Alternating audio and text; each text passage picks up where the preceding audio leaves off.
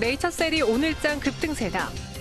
라정찬 회장의 주가 조작 혐의에 대해 1심 재판부가 무죄를 선고한 것이 그 배경인데 과연 네이처셀 경영자 리스크는 언제 해소되며 줄기세포 치료제, 조인트 스템 인상 진행은 어디까지 진행됐을까? 네이처셀을 둘러싼 이슈를 집중 분석하고 투자 전략까지 점검해본다.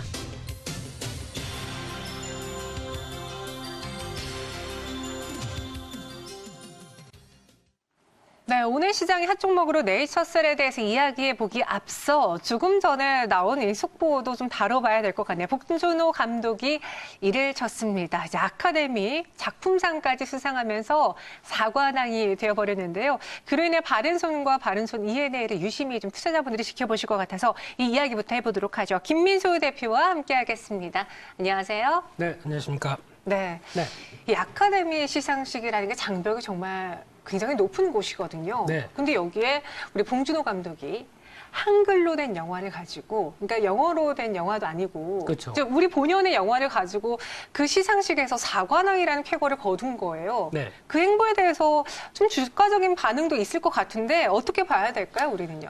네, 오늘 주제가 바뀌었나요? 네. 아닙니다. 지금 오면서 뜨겁게 또 가슴 뭉클하게 네. 그 관련된 소식과 함께 주가와 관련주가 또 뭐 있을까라고 찾아보면서 나온 대표적인 게 이 바른손과 이 바른손 E&A 이 종목이 아닐까 생각되고 있는데 네. 하지만 주가는 좀 냉철해야 될 것 같습니다. 왜냐하면 이 관련된 쪽은 일단 기생충을 통해서 이 회사가 부각을 받는 게 아니라 봉준호 감독에 대한 역량이 더 부각을 받는 거죠. 그러다 보니까 이에 따라서 투자를 했었던 부분들과 관련된 쪽은 일단 지난 일이라고 봐야 될 것 같고요. 네. 앞으로 이제 봉준호 감독이 어떤 만약에 계약과 또 어떤 제작사와 또 계약을 해서 들어가는 이런 부분들이 오히려 앞으로 더 주가와 관련된 쪽에 민감하게 작용하지 않을까 생각되고 있기 때문에 네. 차라리 좀 더 긍정적으로 보게 되면 우리나라 컨텐츠와 관련된 제작사들이 한껏 더 몸값을 키울 수 있는 계기가 되지 않을까라는 관점 쪽에서 좀 더 그런 부분들 쪽에서 주목을 하되 당장은 직접적인 수혜주는 없다라고 보는 게 맞지 않을까 생각됩니다. 네, 아카데미 각본상, 국제영화상, 감독상, 여기 작품상까지 이제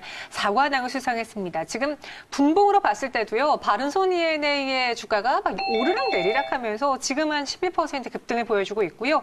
그 지분 한 1%가량 보유하고 있는 바른손은 상한가에 직행을 했어요. 근데 좀 네. 아이러니한 게 바른손 E&A가 투자를 한 것이고 네. 이 바른손 E&A 지분을 갖고 있는 바른손이 오히려 더 크게 올랐다라는 건 네. 무슨 이유가 있을까요? 이유가 없죠. 그냥 심리적인 부분들이겠죠. 네. 그래서 바른손에 대한 여러 가지 심리적인 부분들이 같이 이어지다 보니까 이어지는 하나의 또 변화라고 봐야 될 것 같은데 하지만 명쾌하게 설명할 수 없는 부분들이 주식시장에는 많이 이어지는 상황입니다. 네. 그런 관점으로 봤을 때 일단 지금 상황 쪽에서 뭐 상한가다 보니까 상한가 아직 풀렸나요? 풀려버렸어요. 네.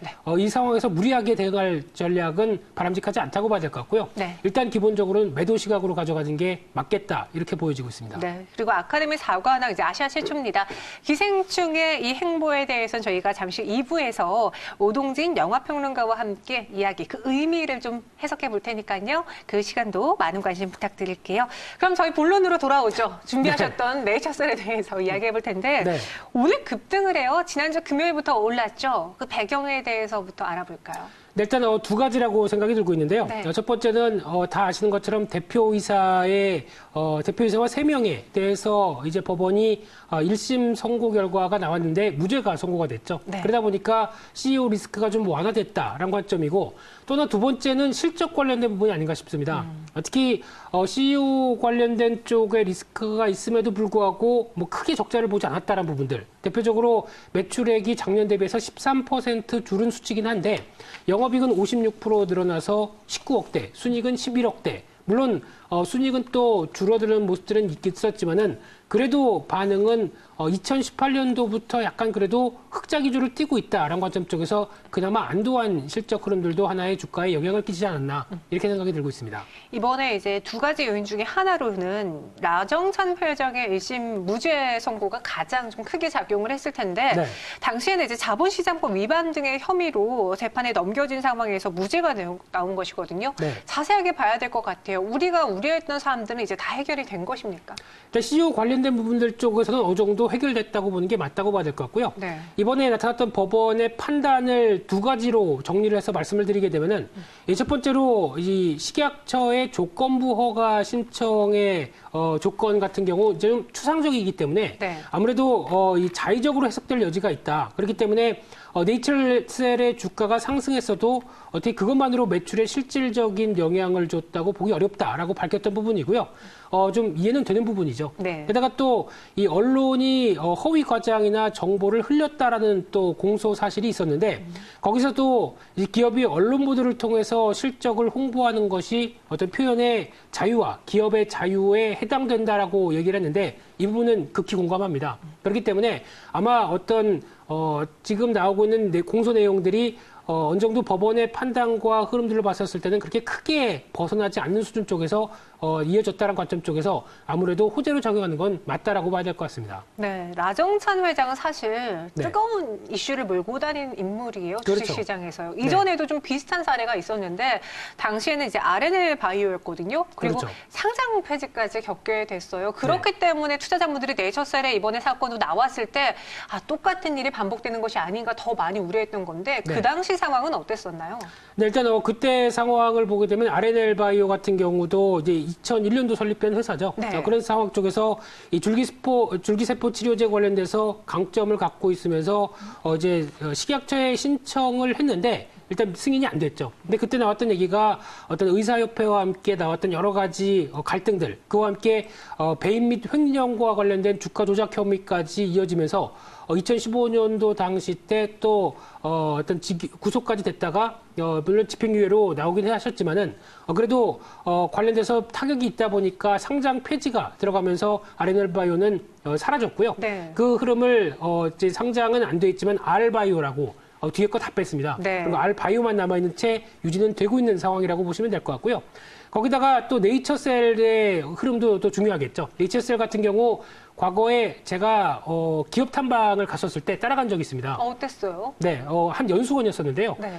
세종대왕도 물레시 토정 쪽에 있었던 연수원이었는데 네. 좀 특이한 게 그때 같은 경우 RNL 바이오에서 식품회사가 하나 있었는데 거기서 커피를 주고 식혜를 줬습니다. 커피랑 식혜요? 네. 음료를 이렇게 나왔던 기억이 있었는데, 네. 그 바이오회사에서 이런 것도 만드는구나. 그 전신이 네이처셀입니다. 그러다 보니까 예전에 산미식품에서 회사가 바뀌면서 이어지고 있던 상황들인데, 여전히 지금 실적 구조를 보게 되면은 이 음료와 관련된 식품이 매출의 한 40%대를 넘게 차지를 하고 있습니다. 음료가요? 네. 좀 잘 알려지지 않은 사실이죠. 네. 그러다 보니까 정확하게는 음식료 쪽이라고도 볼 수도 있는데, 근데 조금 더 눈여겨보게 되면은 그 밖에 이제 화장품 관련된, 줄기세포를 이용한 화장품 관련된 쪽이 한 20%대도 되고요. 줄기세포 치료 관련된 쪽이 30%대다 보니까 아직까지 그래도 줄기세포 관련된 영역은 가지고 있는데 아직 매출만 본다라고 하게 되면 음식료 기업이죠. 이렇게 봐야 될 것 같습니다. 아직은 지금 매출의 상당 부분을 음식료가 차지하고 있기 때문에 정말 줄기세포 관련 회사다, 대장이다라고 말하기에는 역부족인 부분이 없지 않아 있는 것 같아요. 네. 네이처셀 현재 주가 흐름 보면요. 오늘도 급등세를 보여주면서 현재 19.8% 오르고 있습니다. 오늘 거래 제한폭으로 갭상승 출발한 것과는 조금은 아쉬운 흐름이긴 한데 네. 앞으로의 주가 추이도 한번 전망을 해볼게요. 이제 악재, 호재는 무엇을 갖고 있나요? 네, 호재라고 하게 되면 지난 제가 기업 탐방 갔었을 때 느꼈던 여러 가지 흐름들도 보게 되면 줄기세포 치료제라고 하는 줄기세포와 관련돼서 우리나라에 아직까지 어느 정도 좀 알려지지 않은, 그래서 새롭게 개척을 한다는 쪽에 대한 여러 가지 자부심은 상당히 높은 회사였었습니다. 미래 계속 가져가야 될 기술이니까요. 네, 그쪽에서 봤었을 때 그 회사에서 강조했었을 때가 이야기 나왔던 게 우리는 일본에서는 관련된 법이 그렇게 크게 어떤 저촉받지 않는 부분이다 보니까 일본에서 좀 더 자유롭게 하고 있습니다라고 얘기했던 부분들이 가장 눈에 띄고 있고요.